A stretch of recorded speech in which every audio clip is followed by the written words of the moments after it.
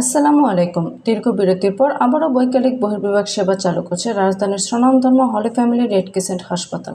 সেবার মান বৃদ্ধির মাধ্যমে স্বনামধন্য হাসপাতালটির পুরনো গৌরব ফিরিয়ে আনতে এই উদ্যোগ গ্রহণ করেছেন বাংলাদেশ রেড ক্রিসেন্ট সোসাইটির চেয়ারম্যান অধ্যাপক ডক্টর এম.ইউ কবির চৌধুরী।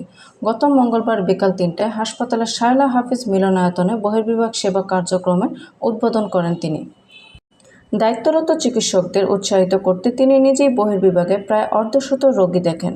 অধ্যাপক ডক্টর এম.ইউ কবির চৌধুরী বলেন, স্বাধীনতার পর থেকে স্বাস্থ্যসেবায় গৌরবময় ভূমিকা রেখেছে হলি ফ্যামিলি রেড ক্রিসেন্ট হাসপাতাল। মাননীয় প্রধানমন্ত্রী শেখ হাসিনার নির্দেশ মোতাবেক হাসপাতালে পুরনো গৌরব ফিরিয়ে আনতে আমি সর্বাত্মক চেষ্টা চালিয়ে যাচ্ছি। তারই ধারাবাহিকতায় আজকে এই বৈকালিক বহির্বিভাগ সেবা চালুর সিদ্ধান্ত। এছাড়াও হাসপাতালে একটি ডায়াবেটিস সেন্টার চালু করার কথাও তিনি জানান।